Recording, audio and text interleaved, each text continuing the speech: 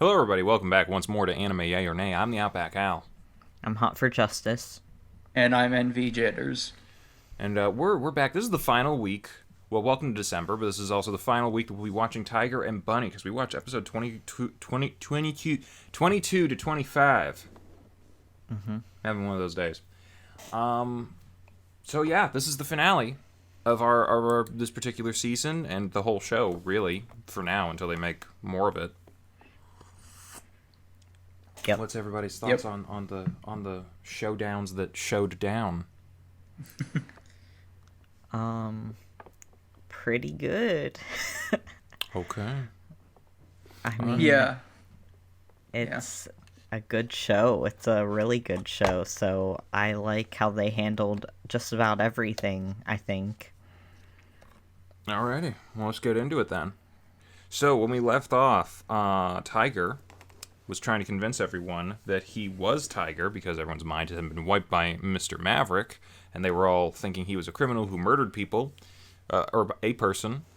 So he dons his old Wild Tiger outfit and goes to the roof of the Hero TV, and they're like, oh, what's he gonna do? What's he gonna do? How's he gonna, convince everybody he's gonna fight them? What is he gonna do? And he just starts, like, posing and acting like Wild Tiger always did, and like bringing up like personal details, like, hey, you do this, or you like wear that kind of thing, or you eat your eggs weird, and stuff like that. And they're like, what? How could you possibly know these sort of things? How could you know such personal details about our lives? And Dragon Kid's like, oh, I get it, you're a stalker. And from there, they do a little bit of fighting. We see Tiger hold his own against a lot of these heroes, but at the same time, his powers run out pretty quickly nowadays, and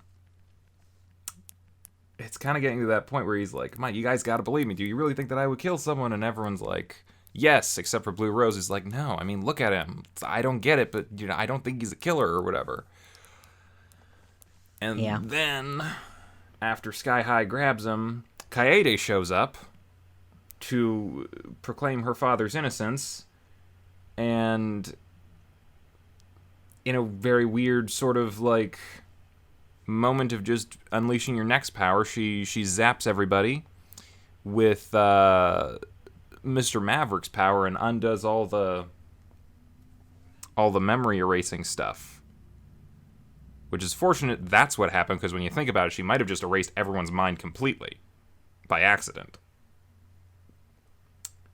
But that didn't happen, so everyone snaps out of it. Everyone gets deneuralized, and everyone remembers who Tiger is, and they're like, "Oh my god, I can't believe we were about to like just beat you up and arrest you." And he's like, "Ha, so good to have everybody know who I am again. That's great. Thank you, everybody." And then they're all like, "Kaede, that was awesome. So you're the one we keep hearing about. Hey, great job. Knocking some sense into us, because we were in a bad spot there." And then Bunny shows up, who has not been deneuralized yet, and he's like, I'm gonna kill you, man. And then Kaede goes to unflashy him, but turns out Sky High was an idiot and touched her shoulder when he was saying thank you and congratulate and great job and all that sort of stuff. So now she has wind powers instead of mind wipey powers, which is a problem because she can't unmind wipe Bunny, and Bunny's on a warpath. Yep. So what do we do now? And at that point, Tiger runs off, and Bunny chases him because he doesn't want, like, Bunny around Kaede right now, because, wow. And he leaves all the other heroes on the roof, and they're like, well, what should we do now? And then other Tiger shows up, and it's like, oh no, what's happening? And they pull off his mask, but then we don't see what is under his mask. Who is it? Who could it possibly be? Yep. Big mysteries afoot, while Tiger and Bunny are jumping off sides of buildings and crashing into stuff, and Tiger goes into the facility, gets inside, looks for his suit, and then he meets Mr. Saito, who is still very quiet, but he recognizes Tiger, because I guess over the broadcast as well, the flash of light that Kaede did unwiped a lot of people. And he helps him with the suit, Tiger gets in the suit, gets on his motorcycle. He's like, "Hey, Bunny, come on, let's go," and drives off down the street.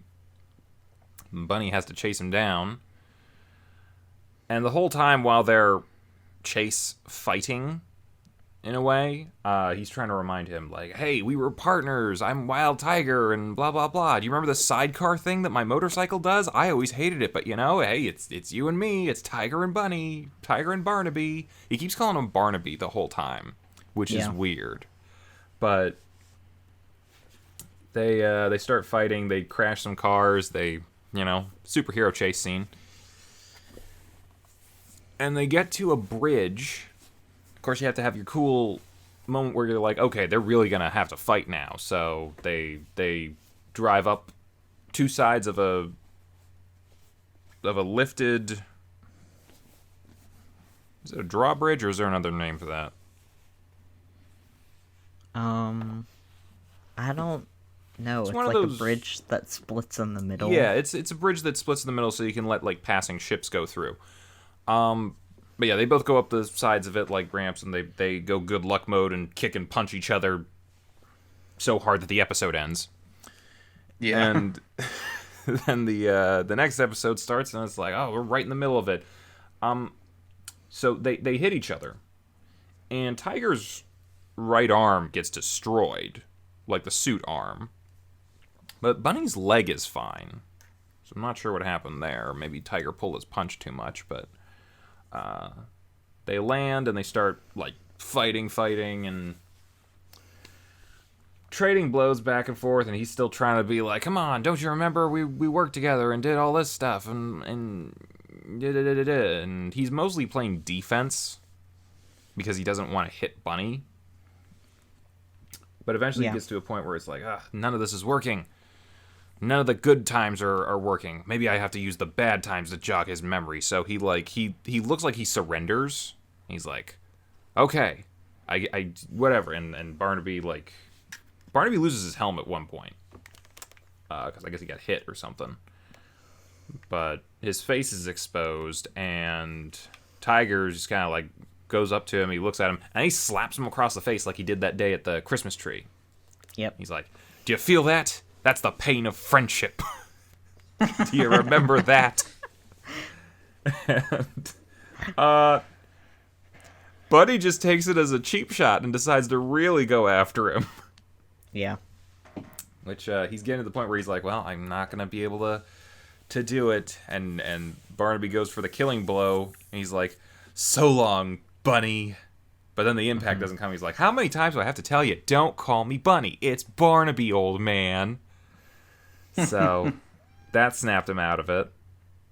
And, isn't that touching? The two of them had bonded over a terrible nickname. Yeah. Anyway, Bunny remembers everything now. He knows that Maverick's behind it all. And they need to get back to Hero TV so they can arrest him or do something. And that's when their buddies show up. Ben shows up in his cab, and Mr. Saito shows up in a truck, their trailer thing. And they all start going back, and they're like, oh, this new suit you got, it's full of stuff that I don't know, and we gotta... Oh, he has a helmet now that allows him to actually talk like a normal person. Yeah, I thought that was funny. Thank goodness. It's smart, right? But yeah. Because he was trying to talk to Agnes earlier. Agnes couldn't hear a word that he was saying. I'm really surprised he never came up with that earlier. Yeah. But, But yeah, he like destroys Bunny's new evil black suit.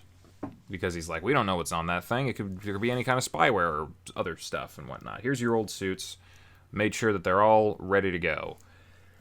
They get to Hero TV. Oh no, they go to Justice Tower because Tiger got a call from Blue Rose, but it wasn't Blue Rose. It was Mr. Maverick. He took their comms, and because evil Tiger captured them. And he's like, all your friends and your daughter are here with me at Justice Tower. Come and get them if you want. Bring it on, heroes. And very, very evil villain kind of stuff we've seen before. Yep. So they get there, and how would I describe this? got a bit of a death trap situation because Tiger and Bunny have to fight Evil Tiger, who it turns out, dun dun dun, is a robot. How many people predicted that? No one. I was a little Wow. on the fence. I had a feeling it was going to be a robot for a while. But, yeah, they have to fight the robot. Meanwhile, Jigsaw Liam O'Brien decides that... Or no, that's Vic Mignogna. Liam O'Brien is still playing Lunatic and the judge guy. Yeah. Jigsaw Vic Mignogna is holding the other heroes captive because he hates necks, and he's like, I put bomb collars on all of your necks. Whenever Tiger and Bunny lose the fight against Evil Tiger, you're all gonna die. But if one of you pushes the button on your collar, you will live, and the rest of your friends will die, and blah blah blah. And who's gonna try to save themselves? And that's sort of... Actually, it's a little more like the Joker from Dark Knight, the Catch-22 kind of thing. Like, blow up the other boat, and I'll let you live kind of deal. And it's like, who's going to betray the others? And all that stuff. Meanwhile, Coyote's just kind of hanging out, tied up in the back of the room. Which, why didn't you put a bomb collar on her? I mean, that's just dumb that you decided to leave yourself open to that. But yeah, so... Tiger and Bunny start fighting Evil Tiger, and he pulls out a gun, which is cheating. But, I agree. yeah, it's a little unfair. But yeah. Yeah. Apparently that's how the gun is how Evil Tiger beat Lunatic, so he just kind of shot him. I guess no one ever thought of that. Yeah. But they get down to the fight, and they cannot beat this guy at all. He is way stronger and way faster. He's an android. He's an android. Yep. But yeah, they eventually, they team up, they power up, they go good luck mode, and they kick him, and then they get the gun away from him. Yay! But he's still unbeatable and just pulls a sword out of his arm. And they're like, well, we're fucked. And, yeah. Meanwhile, the heroes are going like, oh, should I push the button? Should I not push the button? Should I push the button? Should I not push the button? I'm not going to push the button. And they're all like, I believe in my friends and blah, blah, blah. Which is good because Vic Mignogna is saying to himself, oh, you thought that was going to let one of them live? No, any of them push the button, they all die. I'm like, you're a dick, dude. You're just a dick. Yeah. Yep. But Kaede, turns out, I don't know when, but apparently she touched Blue Rose at one point. Yeah, That like Blue Rose weird. put her hand on her shoulder, like, "Hey, we won't let anything happen to you," or something like that. And so I was like, "Oh, that's gonna come There back. we That's go. gonna, Yeah. yeah." It's like foreshadowing. It's like, "Oh, that's gonna come in handy." It's like, she can unfreeze her restraints and freeze Vic Mignogna. I think she had. I don't think she unfroze. She like used a icicle to pick the lock. I think. She, used it to slice through the chains. Which, one, how physics that doesn't make sense.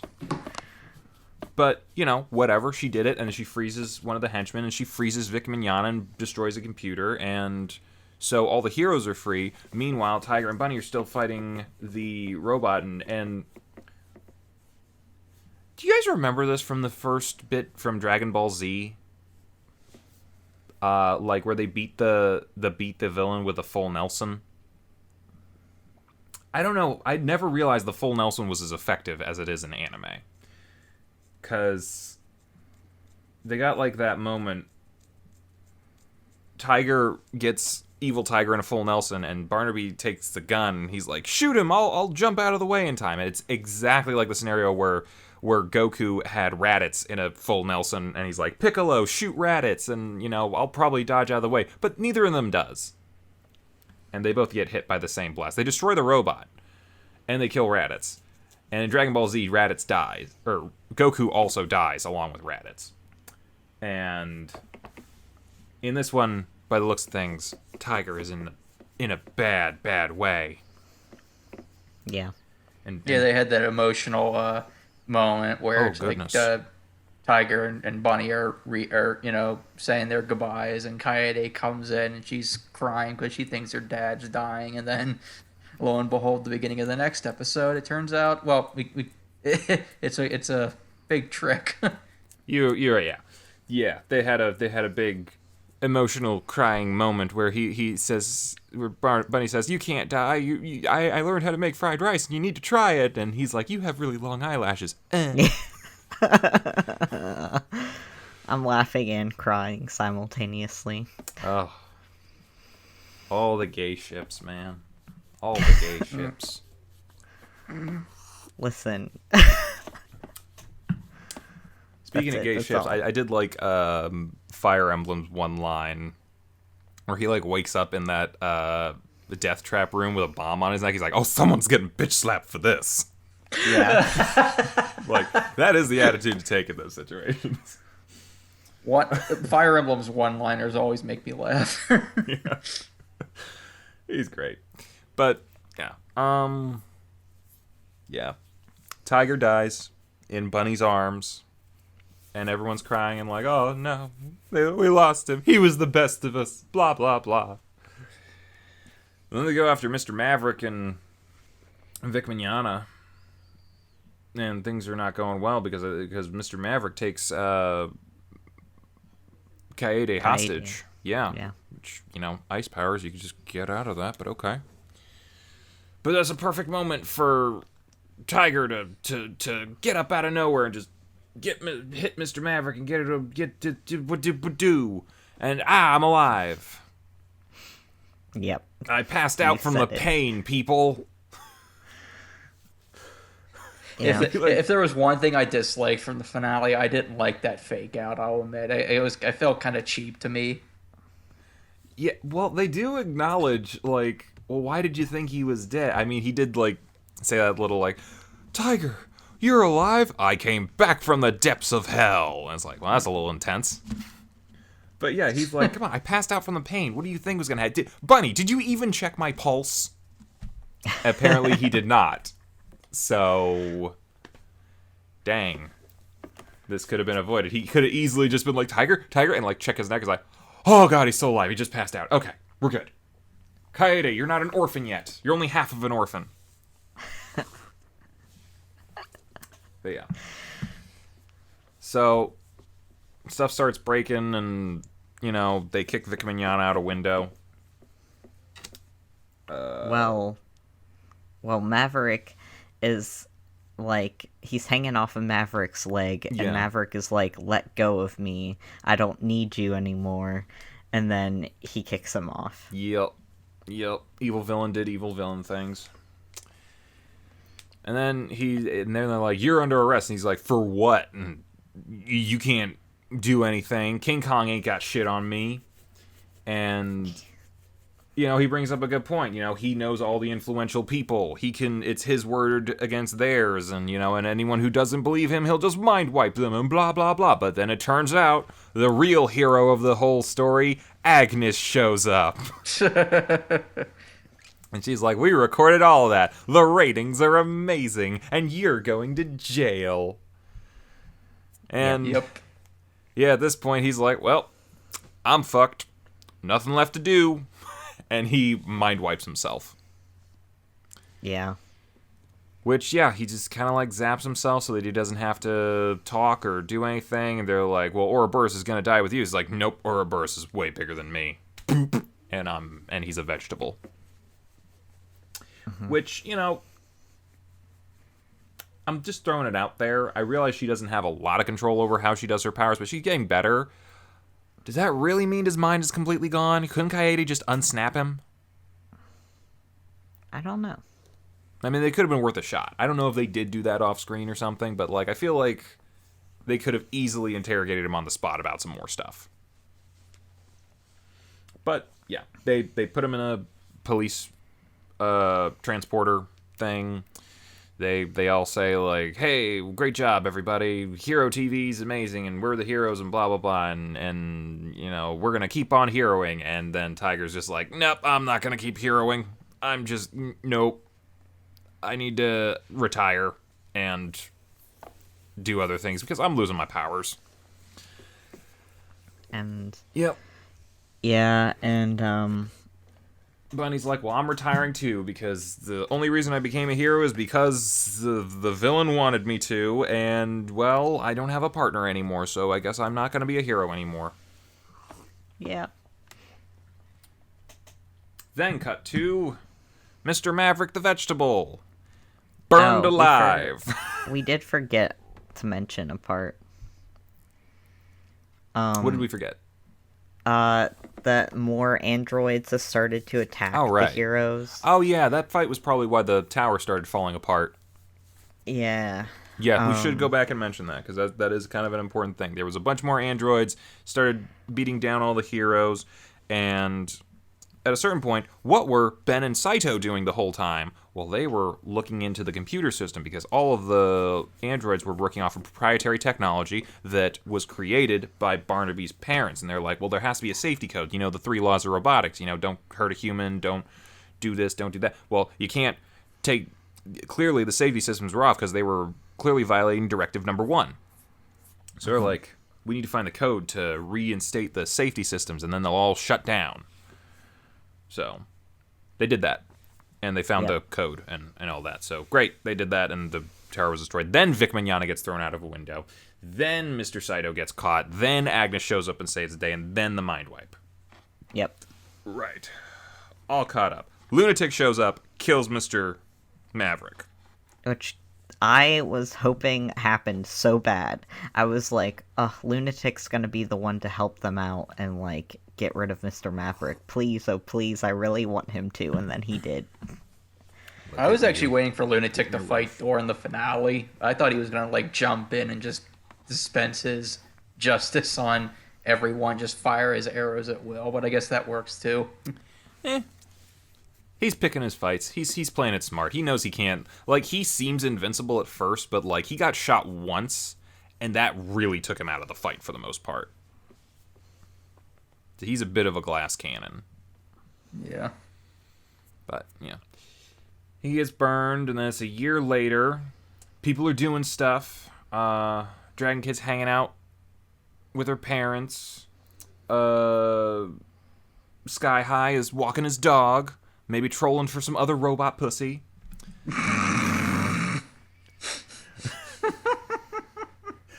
Man, you never know. You never know. You never know who's going to be a robot. Yeah. And hot. And listens to you. Yeah.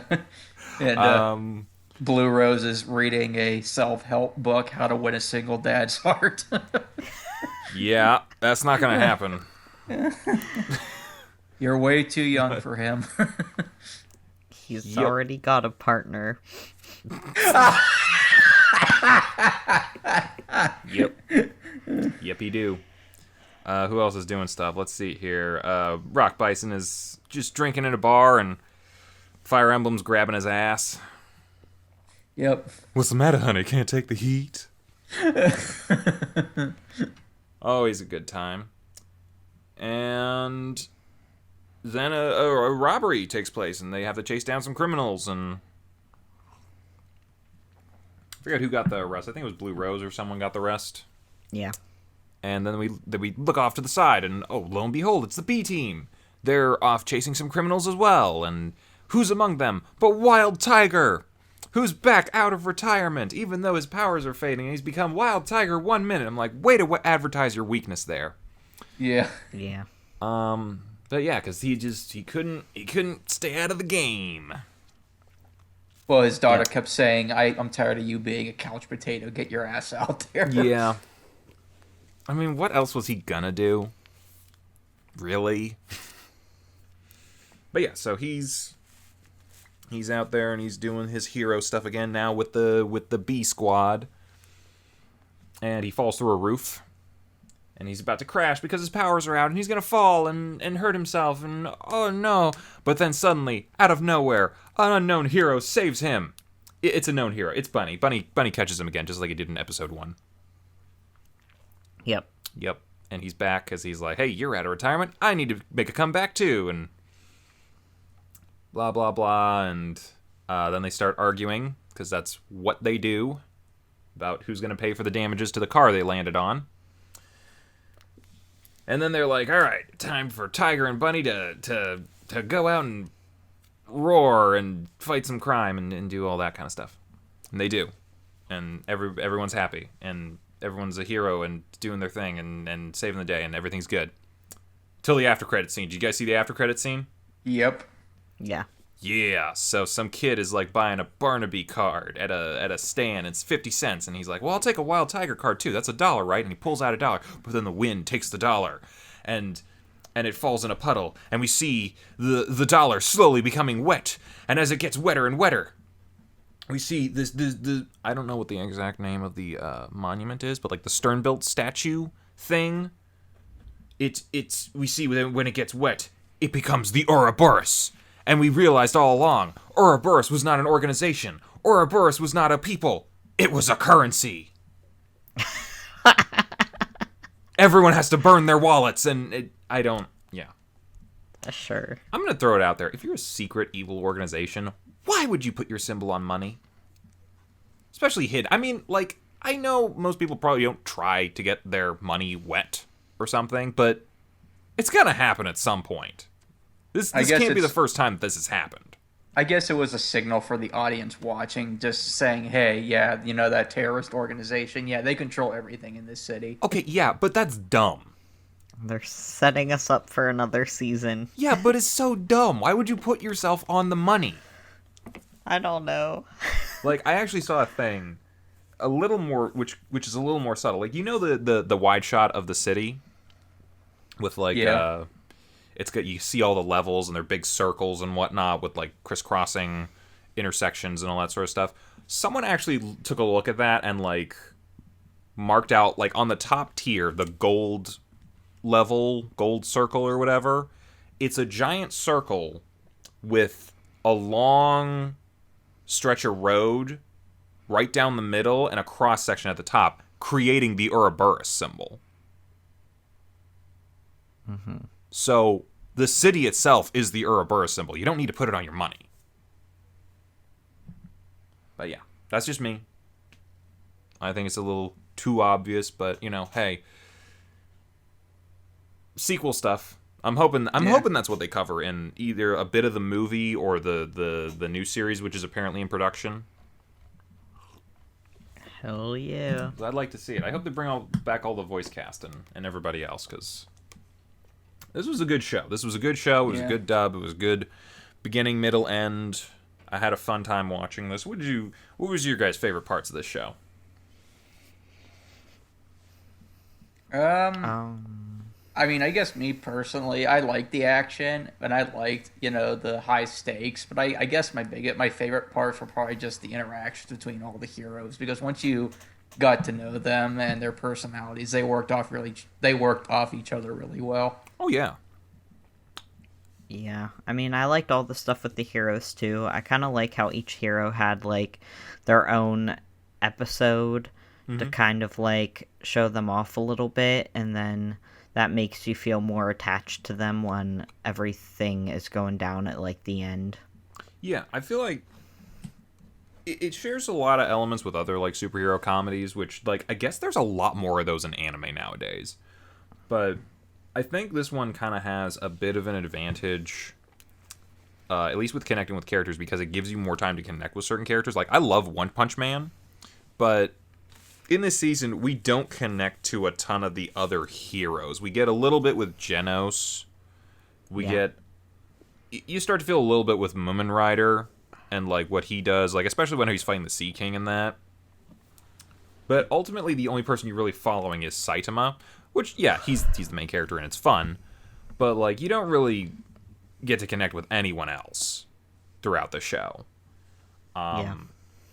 Same with some other ones, but, like, this one, it's, like, you can kind of, like, look at each of them. Each one of them is distinct. Each one of them, not just in their powers, but in their personalities and how they play off of each other and the interactions and everything. It's a really well-crafted group, and they're all really well put together and written as individuals, because, like, I think, like, very easily you can, and I feel like a lot of people run into this problem with writing groups of people, is that a lot of times they can all feel the same and, like, just do the same kind of stuff. I forget. I think I remember listening to there was like a television writer who was talking about like his experience like doing certain shows, this and that, and I think he worked on a show called The Facts of Life. Have you guys heard of that one? No. I think it was a show about a bunch of girls in a it was a comedy, but like a show about a bunch of girls, different girls in a boarding school or something, and they all lived in the same house, and they were all different, and it's all about their interactions with each other. But like ultimately he was like, for some of the scripts he was like, I can't tell the difference between these characters. And I think it was like from the 80s or something, so their characterization was like almost nothing except for like some basic shit, like one was black, one was fat, one was the bitchy one. I don't know. I didn't really watch the show. But like that's the justification that like people gave him for like, well, this person's different because they're that, or they're different because they're that. He's like, yeah, but when I read this, I can't tell the difference between any of them. I feel like if you were reading the script and you took away the names, you could tell whose dialogue was whose dialogue in Tiger and Bunny, because the characters are distinct. And yeah, I think that's not always easy for people to do. So I give kudos to the writing team and the production group behind this. I think the only character who I wish I would have seen like more about was like maybe Fire Emblem, because his like backstory episode was kind of tied in with Lunatic, so we didn't get as much actually on him. I don't even think we got a backstory for him. No, we just kind of got like him being accused of being the guy setting people on fire. So I mean, and that was kind of overshadowed like by Lunatic. So and the fact that they got attacked by a mech. Yeah, so I would like more on him, but I think I was reading a little bit about like the movies. I think in one of the movies they do kind of like touch more on his character a bit. Oh, that's good. So we'll have to make sure we watch that then. Yeah. Also, maybe the same thing for Sky High because of the android. Yeah. We don't so much get his backstory. We do get to know a little bthink about him, though. Like, at least, like, he's got a bit more of a fragile ego, kind of because he's been on top for so long and stuff like that. I think I was able to get sub stuff simply out of context and side conversation about Fire Emblem. I know that at the very least he owns the company that he represents. And that, I know that much. We can say I wouldn't definitely call him a Tony Stark character, but he's definitely one of those more well-off individuals. Like, he didn't like come from humble means, probably, but still, that doesn't tell us a ton about him. Like, What does he do outside of that? What does he have any hobbies or anything like that? Like, that's kind of interesting in that. I'm trying to think. Hopefully, if they decide to continue with the whole CG thing, they've had about 10 years to get better, so if they continue the series, I'm hoping the CG gets a little better. Or at least a little... It's like, when it's all CG, it's fine. When it's all 2D, it's fine. It's when they're mixing that it's like, I'm seeing the lines and where this is not syncing up well. Yeah, well, hopefully that gets better. Yeah, but that's really my only complaint about the show. And if some subpar CG work is all I'm complaining about in a show from 2010, I mean, that's not really even a complaint. Yeah. Yeah. So, this is definitely a yay for everyone, right? Yeah, for sure. Yeah. I highly recommend it. I have a feeling Chibi would probably say yay as well. They were not able to make it today, unfortunately. But yeah, anything else on this, or should we go into like stuff for December? The rest of December.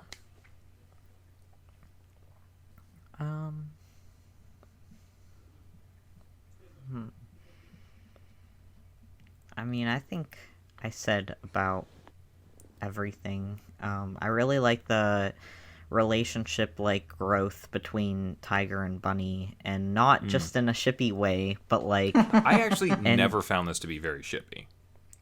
I don't know, Up like until maybe that eyelash line, I thought there was a very platonic relationship. It like I don't know, it like was very just platonic for me until it kind of like got towards the end. It started to feel a bit more like something different, but like it still never really left that platonic area. Yeah. But I wouldn't like I'm not surprised that people ship it though, because like people will ship anything. But also because they do have such a good relationship that I feel like if it's anything, like if some ships are just like stupid self-indulgent ships, like hey, these characters are hot so I ship them, but I feel like this actually has like a reason to be shipped. I think Tiger's a little too old for him, but that's just me. I don't know. I mean, at first I thought the same thing, but then as I watched it more, I kind of was like, I'm more open to this. So I mean, it's certainly better than Blue Rose and Tiger. Oh yeah. That's just creepy. Yeah, it is. Yeah. One's still in high school. The other one's got a daughter who's 11. You want to date the guy whose daughter is only 5 years younger than you? Yeah, really. Ugh. Creepy. Yeah. At the very least, Tiger's not weird about it. I mean, he's completely oblivious to it, but like, thank God on that. But I have a feeling give her Blue Rose a year or two, she'll get over it and realize, no. Why did I think that? But we'll see. Who knows? Maybe they'll address it in the movie. Maybe they won't. Maybe they'll continue into the next series and she'll still be pining all weird like. Maybe. But yeah, it's a good movie. Good show. I mean, good show. I'm sure the movies are good too. We'll find out at some point. Speaking of movies, though, and other shows and stuff like that, it's December. This is the last show for Tiger and Bunny, so we put out a poll. Some of you probably saw on our YouTube community tab, and gave you guys 3 options for shows for us to watch in the coming weeks for the rest of December. We give the options of Bakemonogatari, Paranoia Agent, and Tatami Galaxy. And by a landslide, Bakemonogatari won. Apparently that's a popular show. So, yeah, next week, come join us. We'll be watching episodes 1 through 4 of Bakemonogatari. See if it's any good. If it is, we'll continue. If not, it's in the trash. And if you haven't watched the update video yet, or our movie review from last month, or not the movie review, but our thing last week, the movie for this December is actually kind of a series, but also a movie. We're going to watch Genndy Tartakovsky's Star Wars Clone Wars animated series from 2003. It's the 2D animated one, not the CG Clone Wars movie or TV show. Those are different. But yeah, we'll be watching that. You can probably find it on YouTube still. And I'm looking forward to that. I enjoyed that as a kid. I really want to see how it holds up like 15 years later.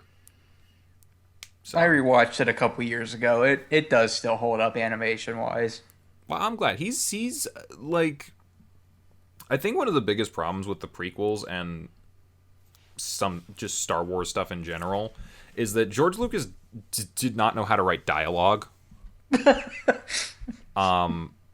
he even admitted that he doesn't know how to write dialogue that well. Yeah, anyone who saw the prequels knows he can't write dialogue. But like Genndy Tartakovsky is actually probably one of the best animators and storytellers who can do pure visual storytelling. Like Samurai Jack or a bunch of like the shorts from Dexter's Lab that had no dialogue in them. And it was all just visuals, context, and it worked. And it's really good. And actually a lot of the Clone Wars animated saga is all visuals, and it's all nonverbal storytelling, and it's, at least how I remember it, it's fascinating to watch, because it's like imagine how good Star Wars would be if you just didn't have terrible dialogue. And that's what it is. It's the prequels without I don't like sand. It's coarse and rough and irritating. And it gets everywhere. Ugh. And there's minimal Jar Jar too. So like just imagine the prequel movies, but actually, you know what? Jar Jar doesn't show up in the shorts at all. Yeah. It's like they knew everything that was wrong with the prequels as they were coming out, and they're like, let's do prequel stuff, but not bad. And they did, and it was... Yeah, it's the best part of the prequels. Hands down. So, we'll be watching that this month. Again, next week, Bakemonogatari 1 through 4. And we'll see what else is going on, and then January will be his own thing, and whatever else. It's the end of the year. See what happens. What's going to happen. So, anyone else got anything else to say before we sign off? No. No, Okie really. dokie then. We'll see you guys next week. Bye-bye. Bye. Bye. Hey, thanks for watching, and if you haven't already, be sure to subscribe and ring the bell icon for notifications. If you enjoyed this video, give us a like, and if you haven't already, check out some of our previous episodes, our daily gaming videos, or our parody series Madoka Magically Abridged. See you next time!